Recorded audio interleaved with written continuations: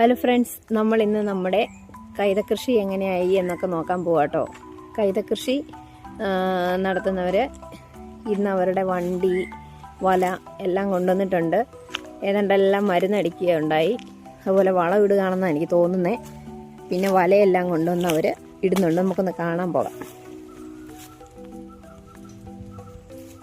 ഇതാണ് അവർ കൊണ്ടുവന്നിരിക്കുന്ന വലയെല്ലാം കേട്ടോ. കൈതച്ചക്കയെല്ലാം ഉണ്ടാകാൻ തുടങ്ങി. അത് വേനലിൽ നശിച്ചു പോകാതിരിക്കാൻ വേണ്ടിയിട്ട് അവർ വലയിട്ട് മൂടുന്നതാണ്. പിന്നെ ഇത് അവരുടെ വണ്ടിയാണ്. വണ്ടിയെ നിറച്ച് വെള്ളം, ടാങ്ക് എല്ലാം അവർ കൊണ്ടുവന്നിട്ടുണ്ട്.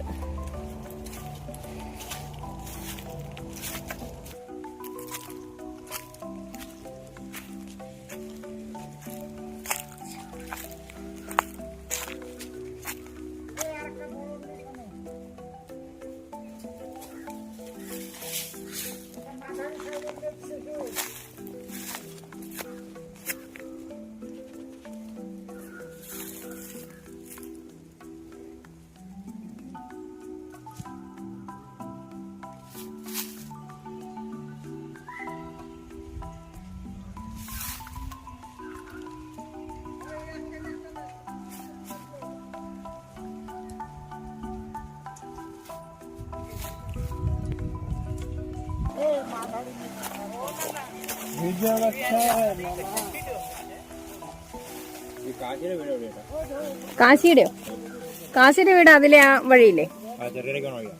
ചെറുകര വഴിയല്ല, നമ്മുടെ ആ കോഴിഫാമൊക്കെ ഉള്ള വഴിയില്ലേ? ഓ, ചെറുകരക്ക് ഇപ്പറേ കൂടെ ഒരു വഴി, തൈലയിലെ ആ വഴി അങ്ങ് പോണം. അതായത് ഇതിലെ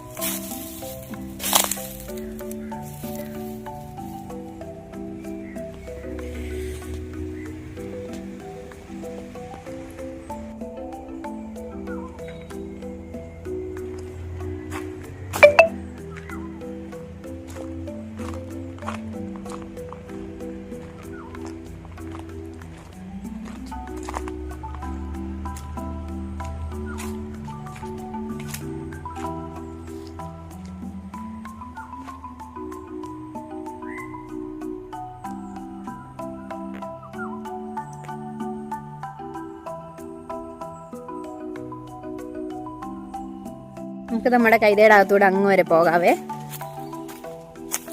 ഇടയ്ക്ക് ഇതുപോലെ വഴി ഇട്ടിട്ടുണ്ട്. ഇനിയും പുല്ല് കണ്ടോ? പുല്ലുകെട്ട് ഇതുപോലെ കുറേ കൊണ്ടുവന്നായിരുന്നു. ആ പുല്ലുകെട്ടെല്ലാം ഇതിൻ്റെ അകത്തൂടെ ഇതുപോലെ വാരി വാരി ഇട്ടിട്ടുണ്ട്. കുരുവിക്കൂട് പോലെ ഉണ്ട് നേരത്തേക്ക്. ഓരോ കൈതച്ചക്കയ്ക്കും ഇതുപോലെ വെയിലടിക്കാതിരിക്കാൻ വേണ്ടിയിട്ടാണ് കാണിക്കാൻ. കണ്ടോ? എല്ലാ കൈതച്ചക്കയും ഇതുപോലെ മൂടിയിട്ടേക്കും. ഒരേപോലെ എല്ലാം ഉണ്ടായിട്ടുണ്ട്. ഇനി ഇത് വിളവെടുക്കുമ്പോൾ എല്ലാം ഒന്നിച്ചെടുത്തോണ്ട് അങ്ങ് പോകും. പിന്നെ കുറേയൊക്കെ ഇതുപോലെ വലയിട്ടേക്കുക. വലയിട്ടതിന് പിന്നെ ഇങ്ങനെ പുല്ലിടേണ്ട ആവശ്യമില്ലല്ലോ. ഭയങ്കര വെയിലാണ് രാവിലെ മുതൽ വൈകുന്നേരം വരെ. നമുക്ക് ഇതിൻ്റെ ഇടയിൽ കൂടെ കയറിപ്പോകാനായിട്ട് ഇങ്ങനെ വഴിയിട്ടിട്ടുണ്ട്. ഈയിടെ വരെ ഭയങ്കര പുല്ലായിരുന്നു. ആ പുല്ലെല്ലാം വന്ന് കുറേ പറിച്ച് കളഞ്ഞു. അതിനുശേഷം കുറേ വിഷമൊക്കെ അടിച്ചതാണ് ഇങ്ങനെ ഈ കരിഞ്ഞ് കിടക്കുന്നത്. ഇങ്ങനെ അങ്ങേയറ്റം അറ്റം വരെ നമ്മുടെ പറമ്പ് ഇങ്ങനെ കിടക്കുക. കുറേയൊക്കെ പറഞ്ഞു പോയി കേട്ടോ. ഇത് പറഞ്ഞു പോയാലും ഒത്തലൊക്കെ ചക്കയുണ്ട് കാര്യം. കണ്ടില്ലേ, ചക്കയുണ്ട്, എല്ലാത്തിലും ചക്കയുണ്ട്. ഇനിയിപ്പം വേനൽക്കാലം ആകുമ്പോഴത്തേക്കിനും വിളവെടുക്കാറാവും. നമ്മുടെ അമ്പലം കണ്ടോ, ഇതാണ് നമ്മുടെ ശ്രീകുളങ്ങരക്കാവ് ദേവീ ക്ഷേത്രം. നമ്മുടെ വലവൂർ അമ്പലത്തിൻ്റെ, വലവൂർ ശ്രീ മഹാദേവ ക്ഷേത്രത്തിൻ്റെ തന്നെ ഒരമ്പലമാണിത്. ആ അമ്പലത്തിനോട് ഇച്ചിരി മാറിയാണ് ഈ അമ്പലമെന്നേ ഉള്ളൂ. രണ്ടും ഒരാളുടെ കയ്യിലിരിക്കുന്നു. നമ്മുടെ പറമ്പിൻ്റെ തൊട്ട് ചേർന്ന അമ്പലം ഇരിക്കുന്നു.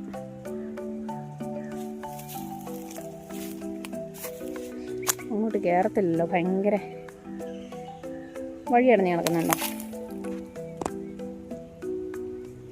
എങ്ങനെ കയറിപ്പോവും? അവിടം വരെ പോയി കാണാമായിരുന്നു.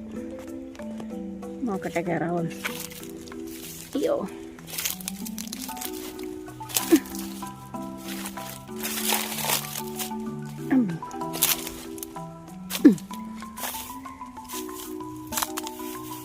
ഓരോ വല എവിടെ കൊണ്ട് മുറിച്ചിട്ടില്ല കേട്ടോ, അതുകൊണ്ട് അങ്ങനെ നമുക്ക് അകത്തേക്കൂടെ ചവിട്ടി പോരേണ്ടി വന്നു. നമ്മുടെ വീട് താഴെ ഇരിക്കുന്നു കേട്ടോ, കാണിക്കാവേ. താഴെ കാണുന്ന നമ്മുടെ വീട്.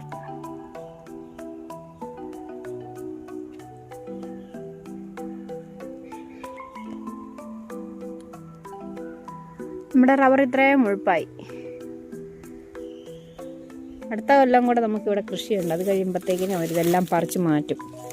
പറിച്ച് മാറ്റിക്കഴിഞ്ഞാൽ പിന്നെ റബ്ബറിൻ്റെ പണികൾ നമ്മൾ തന്നെ നടത്തണം.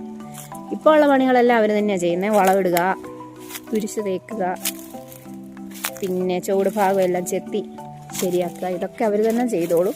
ഇപ്പം നമ്മളൊന്നും അറിയണ്ട. അടുത്ത കൊല്ലം കൂടി ഉള്ളൂ ഇവർക്ക് കൈത കൃഷി എന്ന് പറയുന്നത്. അപ്പം നമ്മൾ തന്നെ ചെയ്യേണ്ടതായിട്ട് വരും. ഇവിടെയൊക്കെ പിന്നെ അങ്ങോട്ട് വേറെ പറമ്പാണ് കേട്ടോ, വേറെ ആൾക്കാരുടെ പറമ്പാണ്. നമ്മുടെ പറമ്പ് ഇവിടെ വരെയുള്ളൂ. നമ്മുടെ അമ്പലം കുളങ്ങരക്കാവിലെന്ന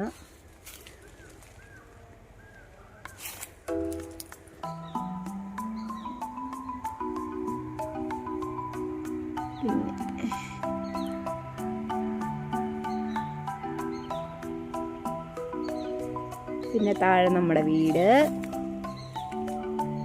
നമ്മുടെ ബാക്കി കൈത. നല്ല വെയിലാട്ടോ, ഉച്ച സമയം. താഴോട്ട് ഇറങ്ങി പോയേക്കാം.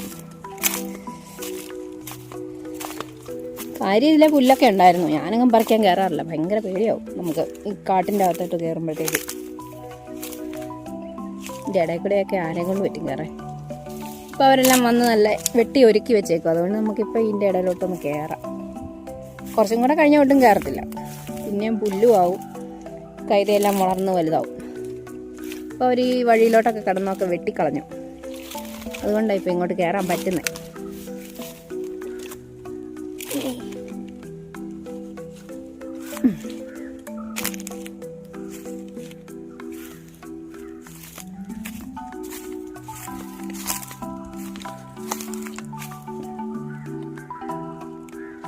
പിന്നെ കണ്ടില്ലേ, അമ്പലത്തിന് മുകളിലോട്ട് നോക്കി കുറേ പ്രദേശം കണ്ടോ. പിന്നെ കൈത അവിടെ നട്ടേക്കുന്നേ. അവിടെയെല്ലാം ഒരു മാസം മുമ്പ് വരെ അവിടെ റബ്ബറായിരുന്നേ. കാണിക്കാവേ, കണ്ടോ, ഇതെല്ലാം കൈതയാണ് നട്ടേക്കുന്നത്. അമ്പലത്തിന് മുകളിലായിട്ട് റോഡിൻ്റെ പൊക്കത്തിലാണ് ഈ സ്ഥലം. അവിടെയും കൈത തന്നെയാണ് നട്ടേക്കുന്നത്. അതിൻ്റെ ഇടയിൽ റബ്ബർ വെച്ചു. അതിപ്പോൾ ഒരു മാസം ആയതേ ഉള്ളൂ അവിടെ കൈത നട്ടിട്ട്. അതിനി അടുത്ത വർഷമാകും അതിന് കാ പിടിക്കണമെങ്കിൽ. നേരത്തേക്ക് നമ്മുടെ കൈത തീരുമെന്ന് തോന്നും. ഇപ്പോൾ ഇവിടെ ഒരുപാട് സ്ഥലത്ത് കൈത കൃഷിയുണ്ട്. റബ്ബർ വെട്ടി മാറ്റുന്നിടത്തെല്ലാം ഇതുപോലെ കൈതയാണ് ഇപ്പോൾ വെക്കുന്നത്. അതാകുമ്പോൾ നമുക്ക് പാട്ടവും കിട്ടും. നമ്മൾ റബ്ബർ വെക്കുകയും വേണ്ട, അവർ കൊണ്ടുവന്ന് വെച്ചോളും. നമ്മൾ 2-3 കൊല്ലത്തേക്ക് നമ്മളൊന്നും ചെയ്യണ്ട.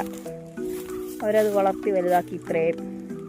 അടുത്ത കൊല്ലാകുമ്പോഴത്തേക്ക് ഇതിലും മുഴുവക്കല്ലേ. പിന്നെയുള്ള പരിപാടിയൊക്കെ നമ്മൾ ചെയ്താൽ മതിയല്ലോ. പിന്നെ അവിടെ നമ്മുടെ തൊഴുത്താണേ, അതാണ് നമ്മുടെ തൊഴുത്ത്. താഴെ വീടും, അതാണ് നമ്മുടെ വീട്.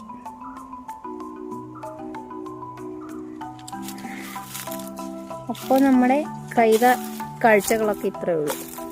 നേരത്തെ ഒരു വീഡിയോ ഞാൻ ഇട്ടിട്ടുണ്ട് ആദ്യകാലത്ത്, ഈ കൈത വെച്ച ഇടയ്ക്ക് ആദ്യത്തെ കായ പിടിച്ചപ്പോൾ. ആദ്യത്തെ കായ എന്ന് പറഞ്ഞാൽ മുഴുത്ത കായായിരുന്നു. ഇപ്രാവശ്യത്തെ കായ എത്രയും മുഴുപ്പുണ്ടോയെന്ന് അറിയില്ല. ഇതിപ്പോൾ ഉണ്ടായതേ ഉള്ളൂ.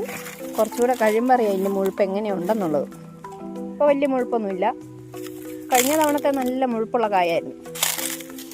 ഇപ്പോൾ വേനൽക്കാലം ആകുമ്പോഴത്തേക്കും അറിയാം കുറച്ചുകൂടെ മുഴുക്കുമായിരിക്കും. ഇടയ്ക്കൊരു മഴയും കൂടെ കിട്ടുവാണെങ്കിൽ നല്ലപോലെ കാ വലുതാവും. അഥവാ മഴ കിട്ടിയില്ലെങ്കിൽ ഇനിയിപ്പോൾ അവർ കുറേ വെള്ളം കൊണ്ടുവന്ന് നനയ്ക്കും. കഴിഞ്ഞ തവണ അങ്ങനെ വെള്ളം കൊണ്ട് 2-3 തവണ നനച്ചായിരുന്നു.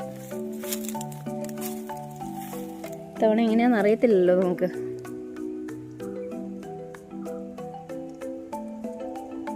അപ്പം നമ്മളോട് ഒരുപാട് അടുത്താണ് നമ്മുടെ കുളങ്ങര കാലമ്മ ഇരിക്കുന്നത് കേട്ടോ.